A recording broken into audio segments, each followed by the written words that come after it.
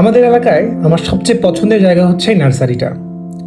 যদি খুব বেশি ভুল না হই, এটা বাংলাদেশের সবচেয়ে বড় নার্সারিগুলোর মধ্যে একটা।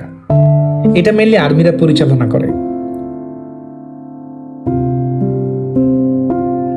যে কোনো ছুটির দিনে নার্সারিটা একদম বিনোদনের জায়গা হয়ে যায়। এছাড়াও মন খারাপ থাকলে নার্সারি, প্রিয় মানুষের সাথে নার্সারি, কিছু ভালো না লাগলে নার্সারি, ঘুরতে ইচ্ছা করলে নার্সারি, ছবি তোলার ভালো জায়গা হিসেবে নার্সারি, বাচ্চাদের গাছের সংস্পর্শে আনতে নার্সারি, আর গাছ ভালোবাসলেও নার্সারি।